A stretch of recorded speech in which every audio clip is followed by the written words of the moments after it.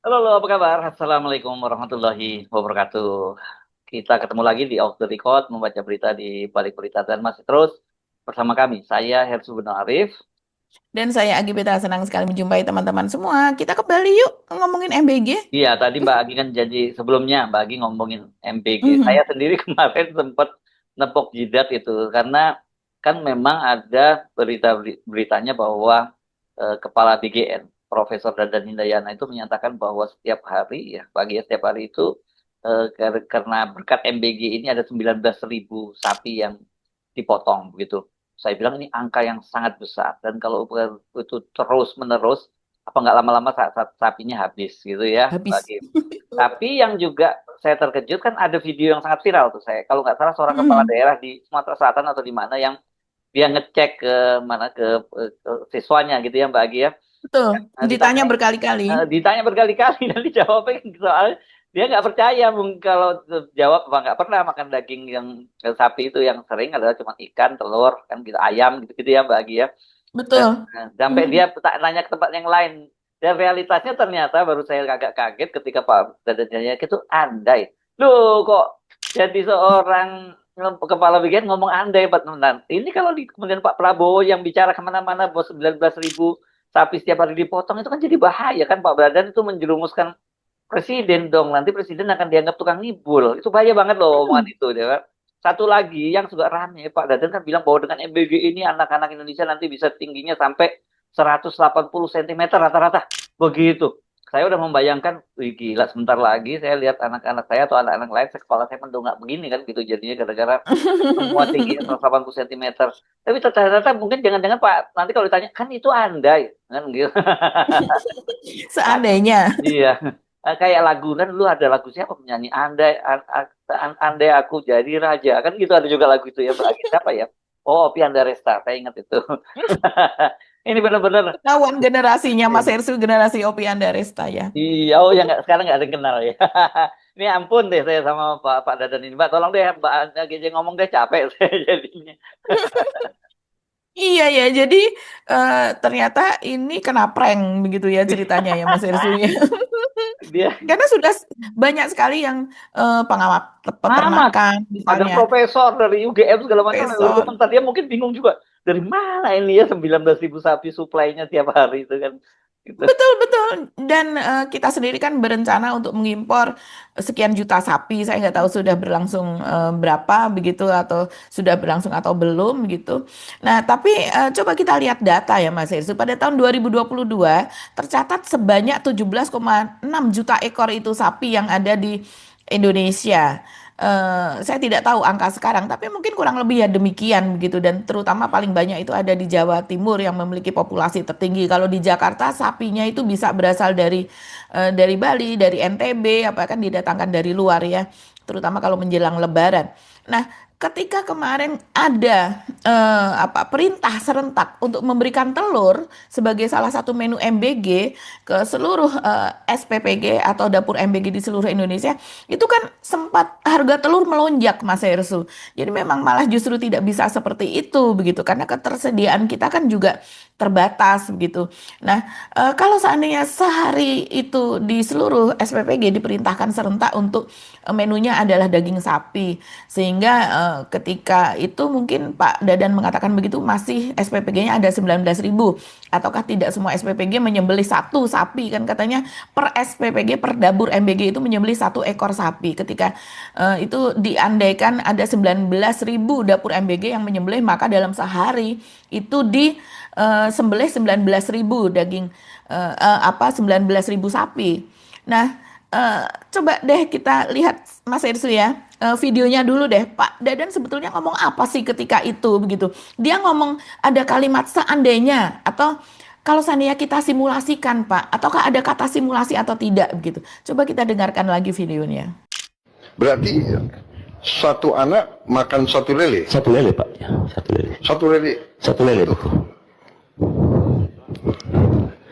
Pak kalau masak, Lebih bagus dari waktu saya tentara dulu. oh iya Pak, satu lele utuh diberikan Pak. Luar biasa itu. Iya. Dan kemudian Pak kalau masak daging sapi, masak satu ekor sapi satu hari dipotong untuk satu SPG. Jadi kalau di akhir tahun ini ada 19.000 SPG, maka ada 19.000 sapi dalam satu hari harus dipotong karena program makan bergizi. Kalau 4 kali sebulan, ya tinggal dikalikan Pak. Tapi saya sudah konsultasi dengan Dirjen Peternakan, katanya cadangan sapi nasional cukup untuk bisa mengantisipasi kebutuhan program makan bergizi, karena kalau Badan Gizi meminta kepada SPG memasak satu menu nasional, maka tekanannya cukup besar. Seperti contohnya tanggal 17 Oktober ketika Pak Presiden ulang tahun, kami meminta agar SPG memasak satu menu, yaitu nasi goreng dengan telur ceplok. Hari itu Pak, telur terserap 2.100 ton. Itu naik Rp3.000. Nah, gimana? Ada kata simulasi atau ada kata Ya, seandainya? Tidak ada rasanya di situ. kocak Malah nih orang. ngomongin soal Hmm, nggak hanya soal sapi, tapi juga ngomongin soal lele. Sampai Pak Prabowo terpana bahwa setiap satu siswa, gitu ya, anak sekolah itu mendapatkan 1 ekor lele utuh. Kata Pak Prabowo kan, wah itu lebih baik daripada ketika saya masih di tentara dulu, begitu. Jadi artinya menu MBG ini jauh lebih baik daripada ransumnya tentara, begitu. Dan ternyata kenyataannya di lapangan. Ada bahkan yang kepala sekolahnya langsung menolak mentah-mentah ketika Yang lele diberikan dimarinasi itu ya, masih belum lele dimasak. dimarinasi, belum digoreng begitu. Memang kan harga minyak juga mahal, Mas Hersu. Dan kita tahu, saya sebagai ibu rumah tangga juga yang keluarga saya juga senang ikan lele. Ketika kita menggoreng lele itu nggak bisa berkali-kali. Minyak gorengnya itu dipakai karena cepat sekali Mas Hersu menjadi coklat, menjadi hitam begitu. Apalagi ada marinasinya itu dengan memakai kunyit. Itu yang ini Bu, yang yang kedua bukan, tidak, artinya kekurangannya ini. Ya ini Cuman ini dong. bisa diturunkan ya, ini buktinya masih mentah ya, ini masih mentah lelenya ya, bahkan kumis lelenya masih utuh. Ini yang sangat disesalkan oleh sekolah, karena terus terang akan menjadi sampah di sekolah karena akan dibuang oleh anak-anak nanti. Jadi penerima layanan di sini mewakili sekolah untuk disampaikan ke pihak dapur, mungkin tertulis juga akan disusulkan, tertulis sehingga itu. Jadi iya, menu lele itu termasuk tidak hanya sekedar kita menghitung soal lelenya saja, tapi biaya bumbu marinasinya dan juga minyak gorengnya. Jadi ini seperti apa ya? Ya, mohon maaf ya, seperti menebar hoax begitu, karena kasihan Pak Presiden. Karena sesudah Dadan mengucapkan itu tadi, di mana-mana Prabowo mengucapkan. Jadi kita berikan anak-anak kita itu daging sapi, ikan lele begitu, bahkan sampai menyembelih ribuan sapi per hari. Nah, seperti kata Mas Irsu tadi, ketika dicek di lapangan, berapa kali anak-anak itu mendapatkan menu daging. Sedangkan ayam saja itu kecil sekali dan seringkali hanya suwiran, potongan kecil. Apalagi kalau itu berupa daging, Mas Hersu, yang kita tahu harga daging sekarang, apalagi dengan kurs rupiah yang sangat tinggi. Kalau saya melihat di supermarket, harga paling murah sekitar 130.000 per kilo, 130.000 sekian, itu udah yang harga termurah ya, kecuali untuk jeroan. Sementara harga daging itu yang banyak lemaknya lah. Sementara kalau harga daging ini lebih tinggi, 160.000 per kilo, 170.000. Bahkan kalau di pasar harganya lebih mahal karena itu adalah daging lokal. Kalau di supermarket banyak yang daging impor, di pasar banyak daging lokal dan daging sembelihan hari itu. Jam 3, jam 4 pagi disembelih langsung dipasarkan hari itu juga begitu. Jadi lebih mahal harga daging lokal itu. Nah, bisa untuk berapa anak begitu kan? Sementara menunya itu hanya sekitar 10.000, bahkan banyak SPPG begitu yang kemudian tidak 10.000 itu dipakai begitu. Katanya ada kompensasi. Misalnya hari itu 8.000, maka di hari kemudian menunya menjadi seharga 12.000. Itu diperbolehkan seperti itu, Mas. Tapi yang jelas menu daging sapi ini jarang sekali. Bahkan kalau saya sendiri pribadi dari berbagai kasus, misalnya dari berbagai kasus itu kan kemudian kita bisa melihat apa sih menu hari itu begitu ya. Itu belum pernah saya menemui ada menu daging. Mungkin daging dalam bentuk olahan, daging sapi dalam bentuk olahan. Tapi itu kan udah diplesetin berarti ya, misalnya dalam bentuk bakso. begitu. Itu Oke. biasanya baksonya juga tidak murni sapi, sudah ada campuran apa namanya daging ayam dan bahkan lebih banyak tepung dan sebagainya Ya. dalam bentuk sosis misalnya. Iya, itu juga sudah campuran juga begitu Mas Oke. Hersu. Tapi kan Pak Dadan waktu ngomong itu kan dia tidak pakai kata andai kan Mbak Agi ya. Baru, Tidak. nah, ya itu baru belakangan dia mengatakan andai. Ini gawat banget ada seorang pejabat seperti ini. Iya, iya, iya betul. Seperti yang video kita lihat tadi tidak ada kata seandainya atau bahkan memberitahu Pak Prabowo bahwa itu simulasi. Simulasi Gitu. tertentu kalau seandainya diperintahkan seluruh SPPG untuk menyembelih Ah, sapi maka ini akan ada ini 19.000 sapi. ini kalau Begitu. Coba Pak kita Prabowo yang dengar ya, Pak Prabowo dengar ini mesti dicabut lagi bintang-bintang penghargaannya itu kan banyak banget dia ini termasuk ketua lembaga, kepala lembaga yang berapa kali dapat penghargaan ya bintangnya ya Mbak Agi ya. betul belum-belum sudah dapat penghargaan gitu ya. Hmm. Sebenarnya apa sih? Aduh, oke lah, nggak usah bahas itu ya. Kita kembali lagi nih. Sebenarnya apa sih yang dikatakan oleh Pak Dadan? Nah, ini lebih banyak merujuk kepada tulisan atau berita dari Detik ya, Mas Ersu, detik.com. Jadi coba saya baca ini dari Detik Kalimantan. Kepala Badan Gizi Nasional Dadan Hindayana menjelaskan tentang pernyataannya yang menyebut ada 19.000 ekor sapi yang dipotong setiap harinya untuk MBG. Pernyataan itu sempat menjadi sorotan publik hingga pakar karena jarang ada menu daging dalam sajian MBG. Dilansir Detik Health, salah satu komentar datang dari guru besar Fakultas Peternakan UGM, Profesor Panjono. Dia menilai angka tersebut perlu dikaji ulang dan dibuka distribusinya secara transparan ke publik. Dari mana asal sapinya 19.000 itu dan distribusinya seperti apa? Kalau benar 19.000 ekor dipotong dalam sehari dan 4 kali dalam sebulan, jadi artinya setiap minggu 1 kali potong, seharusnya daging sapi rutin muncul dalam menu. Tapi dalam praktiknya menu MBG lebih banyak ayam, telur, dan ikan. Jadi rasanya perlu dibuktikan kebenarannya. Belum lagi terkait ketersediaan sapinya, kata Profesor Panjono. Jadi sama dengan saya langsung nyari 19.000. Memang ada berapa ekor sapi di Indonesia begitu kan? Ada berapa juta? Kalau seandainya dibagi 19.000 itu hanya untuk memenuhi selama berapa bulan, misalnya seperti itu. Dadan kemudian mengklarifikasi bahwa kebutuhan 19.000 ekor yang dimaksud hanya simulasi atau pengandaian, perhitungan, dan tidak menggambarkan kondisi real harian di lapangan. Loh, bukan kondisi real kok dilaporkan kepada Pak Presiden, kasihan Pak Prabowo lah Pak Dadan.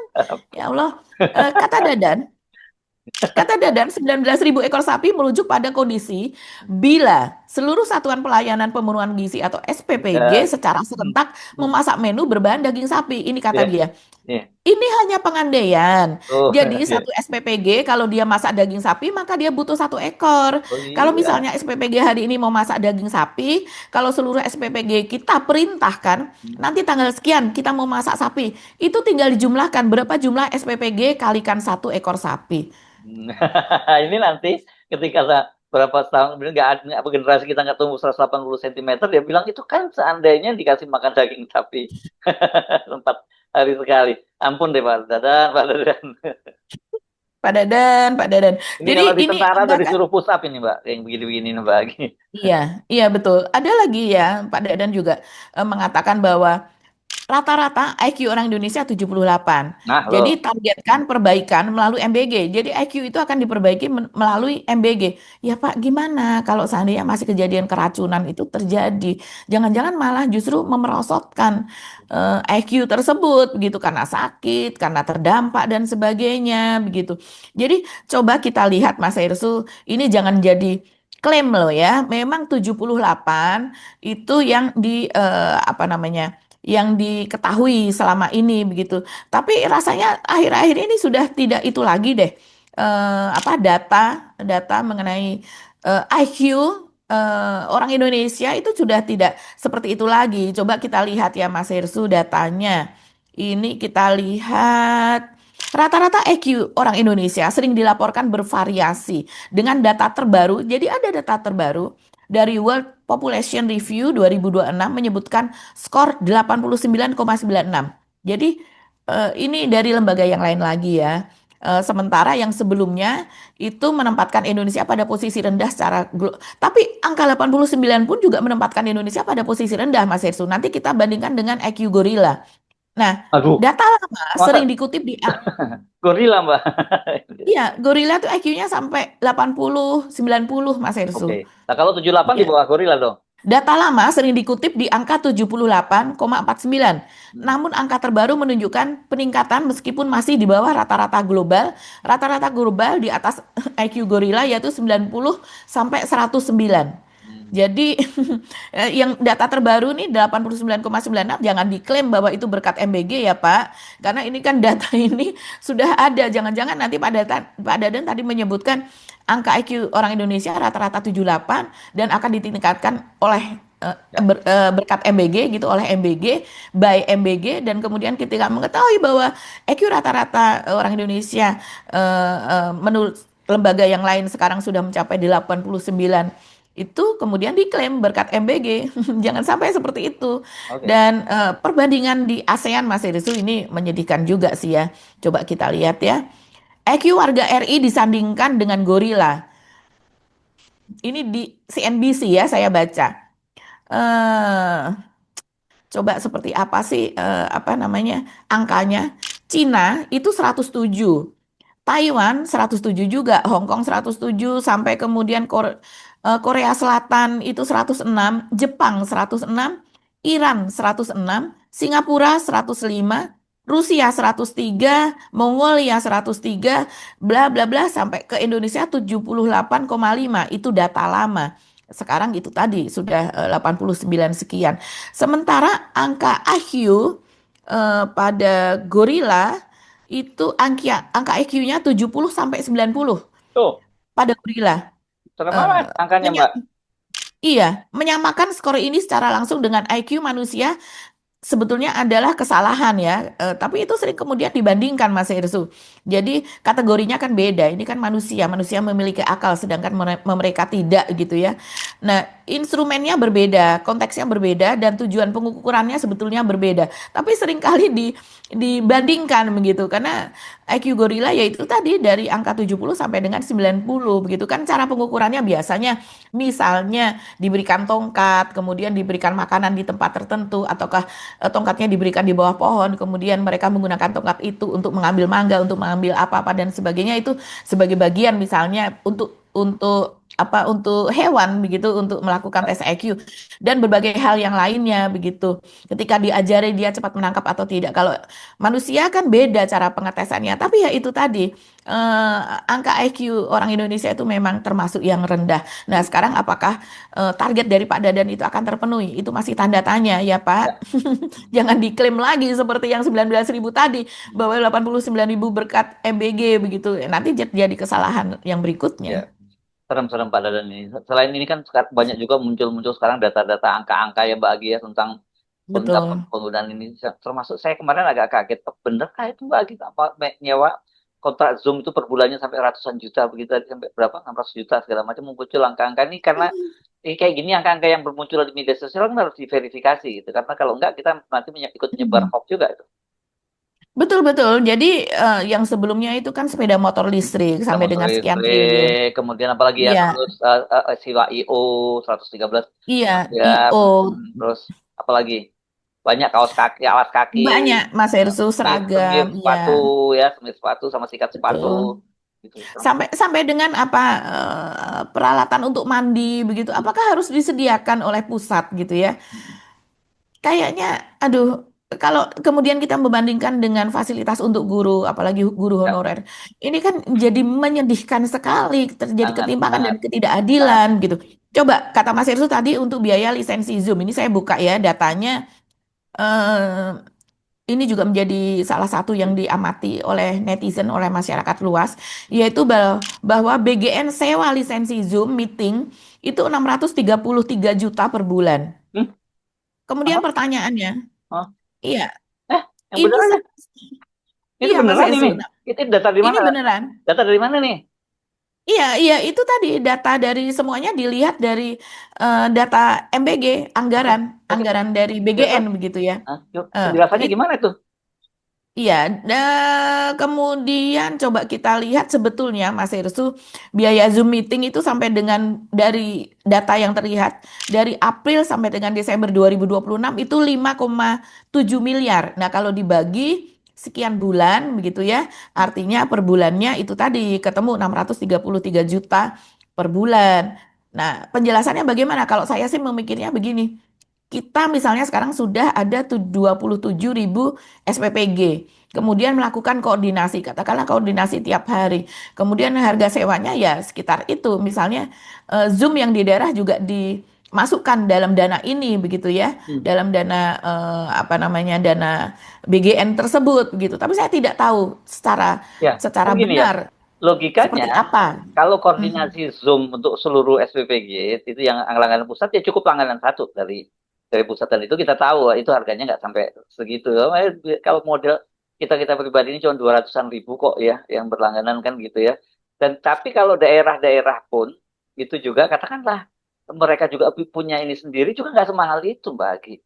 Ini Betul, apalagi kalau mereka mau pakai Zoom gratisan. iya, Apakah misalnya di daerah, di provinsi kan sekarang gubernur diminta untuk ikut mengawasi, bupati, wali kota diminta ikut mengawasi.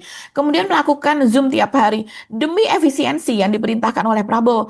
Pakai saja Zoom gratisan, ya sekitar empat berapa? puluh empat 10 puluh menit. lima menit ya cukup lah, 40 menit cukup ya. 45 menit sangat-sangat cukup. Koordinasi mau berapa lama? Kalau koordinasinya sampai 45 menit, kapan mereka kerja? Ini kan harus efisien. Koordinasi cukup sekian, sekian, sekian. Begitu. Kecuali Ya, ada masalah didatangi langsung orang di iya. provinsi yang sama. Ya. Misalnya itu per provinsi. Nah, Kalau seandainya di pusat, mau berapa lama sih menurut koordinasi menurut tersebut? saya ya ini harus segera turun tangan BPK ya, harus diaudit karena ini lembaga ini tidak kayak nggak tersentuh begitu ya. Karena kemarin itu saya ingat betul, um, KPK juga menyampaikan 8 temuan tentang tentang itu, tentang ke apa Program mana MBG ya ya. program MPG dan sebagainya. Tapi kelihatannya para penegak hukum itu nggak berani masuk gitu, kan bahaya kan. Pastinya Pak Prabowo melihat situasi semacam ini supaya transparan perintahkan BPK untuk melakukan audit gitu. Jadi dengan begitu nanti akan bisa Betul. ketemu dan dibuka aja kepada publik. Nggak usah ngomong kan, itu Hmm. bukan, kalau terjadi penyimpangan bukan berarti kesalahannya Pak Prabowo, kan itu kesalahan dari pengelola BGN gitu kan. Ya, tapi kalau saya melihat ada kesalahannya Pak Prabowo juga, karena Oh Pak gitu. Prabowo tahu ada program ratusan triliun Hmm. yang kemudian harus dilaksanakan pada tahun itu juga, harus dimulai Hmm. pada tahun itu juga, Hmm. pada tahun 2025, Hmm. kan seharusnya ada kajian-kajiannya mungkin Hmm. take time, butuh waktu. Siapa saja yang dilibatkan dalam kajian tersebut, kemudian kita bisa melihat isi proposalnya, kajiannya di setiap wilayah pasti Ya, berbeda penanganan, berbeda SOP. ya, Tidak bisa SOP-nya disamakan semuanya, misalnya seperti ini. Ini program besar, Mas Hersu. ya, Kapan-kapan nanti kalau ada waktu yang longgar, kita bandingkan ya, dengan program-program ini ya, di India, di Eropa, di apa. ya. Mereka memerlukan waktu berapa lama. Mereka ada loh, Mas Hersu. Kebanyakan ya. Misalnya hanya membutuhkan dana bahkan lebih lebih sedikit dari 10 ribu. Begitu, hanya ada yang 8 ribu, bahkan 5 ribu. Karena apa? Karena dari pusat itu ngedrop bahan-bahan makanan itu ke sekolah masing-masing. Kemudian di pihak sekolahnya diberikan biaya, misalnya pembelian minyak goreng, pembelian gas, pembelian apa dan sebagainya. Mereka yang mengolahnya. Ya. Jadi nggak perlu ada dapur-dapur yang besar yang seperti itu. Itu banyak dilakukan dan itu lebih efisien dan bisa lebih terawasi begitu. Nah, Ya. sekarang kalau saya melihat karena ini sudah terlanjur eh, program yang sangat besar dan kemudian langsung itu dikeroyok cepet-cepetan siapa yang punya dapur MBG, bahkan pernah ada yang memiliki 49 dapur MBG, kemudian satu orang memiliki beberapa yayasan, masing-masing yayasan misalnya punya 10 dapur MBG. Ini kan sudah dari awal sepertinya seperti sudah disiapkan sebagai ladang korupsi. Yes. Padahal kan bukan seperti itu, hanya karena kurang kehati-hatian. Akhirnya faktor pengawasannya yang amburadul. Ya. Begitu, karena SOP-nya pun juga dibuat seiring dengan berjalannya Ya. MBG tersebut begitu. Ya. Nah, coba kita lihat Mas Hersu, apa yang terjadi selanjutnya, misalnya pernyataan dari Pak Hasim ini juga cukup viral ya. Beberapa hari yang lalu Pak Hasim ini, kalau saya melihatnya di Suara Pembaruan, dia menyebut keracunan dan belatung di MBG sebagai hal wajar. Program triliunan tetap jalan. Masalah di lapangan dianggap bagian dari proses. Ini suara pembaruan loh yang menulis. Coba saya baca apa katanya. Utusan khusus Presiden bidang energi dan iklim Hasim Joyo Hadikusumo, ini adik dari Pak Prabowo, mengakui adanya kasus keracunan hingga temuan belatung dalam program MBG. Pernyataan itu disampaikan dalam acara Apetnas di Hotel Fairmont, Jakarta pada Minggu 19 April 2026. Dia menilai hal tersebut sebagai sesuatu yang cukup wajar, mengingat skala program yang besar dan baru pertama kali dijalankan. Kalau gitu sedikit-sedikit dulu Pak, begitu kan? Tidak langsung semuanya begitu ya dalam skala yang sangat besar. Hasim menegaskan bahwa MBG merupakan program strategis untuk meningkatkan kualitas gizi dan kecerdasan anak-anak, termasuk yang mengalami stunting. Di sisi lain, pernyataan ini memantik pertanyaan publik. Sejauh mana standar keamanan pangan bisa ditoleransi dalam program sebesar ini? Ketika masalah mendasar seperti kualitas makanan muncul, publik tentu berharap bukan sekedar dimaklumi, tapi segera diperbaiki. Dan ketika dalam rangka ada perbaikan, muncul lagi di sana, muncul lagi di sini, begitu. Saya lihat misalnya Wakil Kepala MBG, teman kita juga, Mas Hersu Nani Sudaryati Deyang, ini Oh sahabat ya, saya juga. Sampai tengah malam, misalnya sidak, pihak MBG-nya diketok-ketok tidak mau buka pintu, mungkin tahu kalau itu sidak, tengah malam ada sidak begitu ya.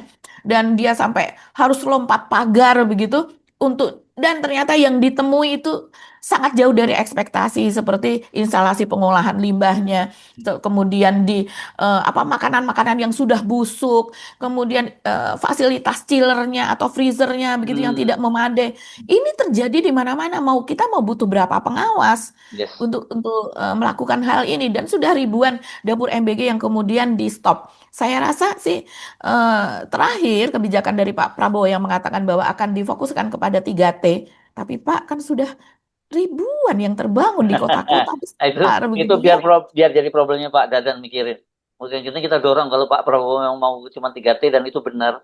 Karena saya pernah membuat hitung-hitungan itu Mbak Agi ya. Kalau memang seperti itu Mhm, targetnya, kan kata Nani mhm. Yang, Wakil Kepala BGN kan bahwa Betul. targetnya adalah mereka yang kekurangan gizi dari keluarga miskin. Itu kan mereka begitu Betul, ya. seharusnya itu, Nah, ya. iya. Saya buka data dari Kementerian Kesehatan. Itu Mhm. total itu yang mengalami prevalensi kekurangan gizi itu sekitar ini bukan bukan ini ya, ini data resmi ya. Itu tahun Iya. lalu ya, itu tahun lalu ya. Itu Mhm. sekitar 19,8%, Pak. Yang ya. Itu kira-kira kalau dijumlahkan secara jumlah anaknya itu hanya sekitar 16 juta sekian. Itu Pak, 16 juta sekian. Dan kalau itu dikalikan 15.000, kebutuhannya itu paling tinggi 66 jutaan, Mbak. Sekitar itulah kira-kira ya angkanya ya. Artinya 66 triliun mungkin. 60 ya 66 sorry ya Mhm. 66 triliun. Artinya pemerintah bisa menghemat sampai kalau dari 335 triliun itu bisa sampai 280-an triliun Pak Agi. Dan itu udah efektif loh itu dengan Efektif iya menjangkau target. Memang itu iya targetnya. iya Bukan sekolah swasta dengan iya banyak SPP nolak-nolak ratusan kayak ribu, gitu bahkan iya. jutaan pun dapat MBG. Ya. Nah, kalau itu dilakukan, pemerintah bisa menghemat duit banyak, nggak terlalu Sangat. jadi Ya. nggak perlu naikin harga BBM, ya subsidinya dialihkan, realitasnya seperti itu. Kenapa? Karena dampaknya dari kenaikan BBM ini kan kita mesti bersiap-siap ya, karena Balil sendiri Betul. menyatakan bahwa Pertamax ya mengikuti harga pasar. Artinya kalau mengikuti harga pasar itu ya berarti akan naik. Nah, kita bayangkan betapa dampaknya itu nanti kalau sampai naik kena Pertamax, karena kalau kemarin yang naik kan baru Pertamax Turbo, kemudian Pertamina Dex Lite. Itu kan mobil-mobil diesel yang kena ya. Tapi kalau Iya. Pertamax yang kena itu banyak banget kan gitu. Dan rakyat kelas menengah di Indonesia itu akan turun kelas langsung. Kenapa? Karena dia dihantam dengan harga LPG yang 3 bahkan bukan hanya 11-12 kilogram, yang 5,5 kilogram pun juga naik harganya kan. Yang 3 kilogram yang Betul. tetap dipertahankan. Mhm. Ditambah lagi dengan BBM, juga itu gede banget. Sementara Pak Prabowo tetap mempertahankan kalau tetap dipertahankan MBG dengan anggaran yang seperti Mhm. sekarang, ya orang bisa marah gitu. Tapi kalau kemudian Betul. benar seperti dikatakan oleh Nani SD, yang walaupun saya sempat tanya ke sahabat kita juga yang ada di MBG Mbak ya, di BGN, Mhm. gimana Mhm. pernyataannya Pak Prabowo mau menyampaikan bahwa itu hanya untuk 3T, itu kan nggak ada sampai sekarang gitu loh gitu. Tapi pernyataan Nani SD yang ada. Nah, saya kira ini Mhm. benar kalau dilakukan langkah semacam itu gitu. Iya, Ya. sepertinya terjadi eh apa ya, ketidakkompakan sih di dalam BGN itu sendiri, Oh, Mas kalau itu udah Irsu. pasti kita tahu. Sudah pasti, ya. Kalangan Eh, pimpinannya kan, ya kan? betul, di antara pimpinan, suara pimpinan, dan juga yang ada di bawahnya, begitu ya. Yang di atas pengen buru-buru, begitu. Sementara yang di bawah, loh ini nggak sesuai, ini nggak sesuai. Bahkan ada rekaman Mas Hersу yang sekarang sedang viral, bagaimana orang pusat dari BGN itu menggoblok-ngoblokkan peserta yang terdiri dari kepala SPPG atau kepala dapur MBG yang dikumpulkan. Saya kurang tahu persis ini terjadinya di mana, tapi ini sangat ramai ya. Saya rasa ini bagian pengawasan, bagian dari apa di bawahnya Nani SD yang itu. Saya menduganya demikian begitu ya, karena memang mereka ini kan melakukan investigasi dan pengawasan, tugasnya adalah itu. Yang dimana di situ para kepala SPPG itu tidak memahami juknis dari setiap pembuatan menu MBG tersebut begitu, sehingga masih terjadi banyak keracunan. Coba kita dengarkan ini Mas Hersu videonya. Datanya goblok semua kalian. Mohon maaf saya kasar. Kenapa emang goblok? Kalau orang pintar baca.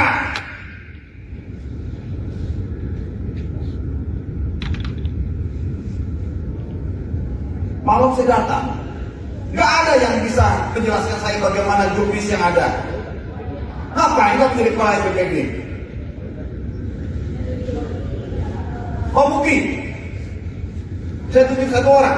Kalau dia bisa menjawab, saya yang keluar dari sini. Kau bukti? Yang berani angkat tangan. Berdiri sekarang. Saya tanya. Ada? Ada yang berani nggak berdiri? Pak, saya sudah baca minimal, saya nggak baca semuanya lah. Pak, saya bisa baca lain outnya Pak. Coba, berdiri coba.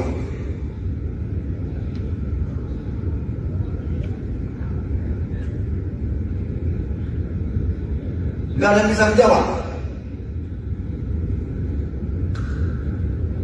Sekarang saya tanya buktikan dia. Yang pegawai, yang Universitas Negeri angkat tangan.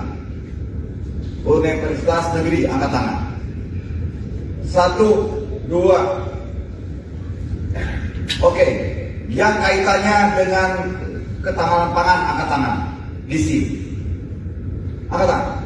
Dari negeri DC angkat tangan. Gak ada. Gak ada. Itu salah satu bukti deh ya. Kamu tidak profesional. Bagaimana kamu bisa tahu berapa suhunya harus kamu pertahankan di ruang, contoh gampang di ruang pemosian. Bagaimana kamu berpikir bagi ruang pemosian itu bisa sesuai dengan suhunya begitu? Dari tempat yang saya datangi, tidak ada satupun tempat yang ada pintunya. Kan berarti bodoh. Iya kan? Berarti saya boleh bilang, kamu goblok.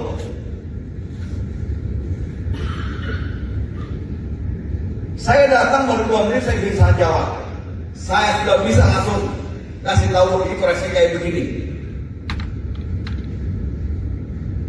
Ini mulai udah stres ini jadinya lagi kalau dia.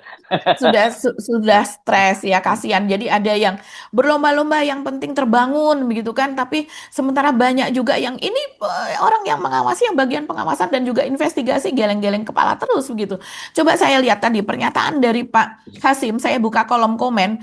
Ini rakyat marah loh Pak dengan pernyataannya seperti itu begitu. Kecewa, lebih banyak rakyat sih mereka tidak marah tapi kecewa karena orang Indonesia itu sabar-sabar ya. Coba dia mengatakan seperti ini. Belatung adalah kewajaran. Kalau anak-anak Bapak makan belatung mau gimana Pak? Wah ini keras nih sampai di bawahnya. Silakan baca sendiri teman-teman. Ada di Suara Pembaruan ya. Dulu ada yang bilang mau ngasih tambahan 2 juta untuk guru-guru honorer. Kemana ya orangnya? Ini nyindir Pak Hasim karena pada saat kampanye dia pernah mengatakan itu.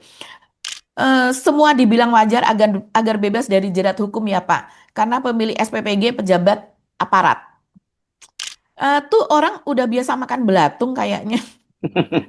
Program strategis untuk dapat cuan yang banyak ya. Wah 11-12 ternyata. Mungkin maksudnya antara Pak Hasim dengan Pak Kepala BGN ataukah dengan Pak Prabowo nih. besok kasih dia makan belatung. Entah ini marah, entah ini kecewa atau bercanda nih. Oh my God, sampai segitunya ya kata-kata sangat-sangat miris. Coba Bapak makan. Makan yang ada belatungnya. Mau nggak? Enak ngomong, Pak. Baru baru tahu Pak Hasim suka belatung. Ini karena Pak Hasim mengatakan itu soal belatung tadi ya.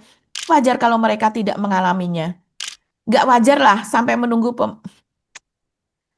ada yang mengatakan dasmu. Dia kasih Aduh. contoh makan belatung duluan katanya. Wah, ini keras loh Pak, pernyataan-pernyataan dari masyarakat. Jangan dianggap itu sebagai hal kewajaran. Atau mungkin diksinya diganti lah Pak ya. Kami sedang perbaiki apa dan sebagainya. Jangan pernah mengatakan itu sebagai hal yang wajar. Itu. Karena Pak Hasim menyebut keracunan dan belatung di MBG sebagai wajar. Karena sedang dalam bagian dari proses di lapangan. Bagian dari pembelajaran. Tapi ini pembelajaran yang menghabiskan ratusan triliun uang rakyat gitu ya. Dan bahkan ada yang mengatakan dengan utang tapi masuknya ke MBG sesuatu Ya. yang tidak produktif. Kalau seandainya di luar negeri pun masuk ke pendidikan, masuk ke makan gratis, itu menjadi produktif karena kejadiannya tidak seperti di Indonesia. Sebagai investasi misalnya di bidang pendidikan kan kita akan bisa menerka bahwa anak-anak ini sekian tahun kemudian dia akan menjadi tenaga ahli ini, tenaga ahli itu yang akan menghidupi Indonesia di masa yang akan datang menjadi negara yang mandiri begitu. Oke, Mbak Agi. Pokoknya kalau ngomongin MBG nggak ada habisnya. Dan dijamin ini bukan yang terakhir kita ngomongin MBG. Kita akan terus mengkritisi MBG karena ini soal program yang sangat serius dan juga duitnya gede banget. Gitu ya. Jangan sampai Betul. rakyat dipaksa bayar subsidi untuk program-program yang benarnya ya manfaatnya kita terus pertanyakan. Kami mau Iya. pamit. Sampai ketemu lagi. Saya Subhan Arif. Dan saya Agibeta. Terima kasih atas perhatian teman-teman. Tetap semangat ya. Hidup MBG. Oh, hidup MBG. Waalaikumsalam warahmatullahi wabarakatuh. Waalaikumsalam warahmatullahi wabarakatuh.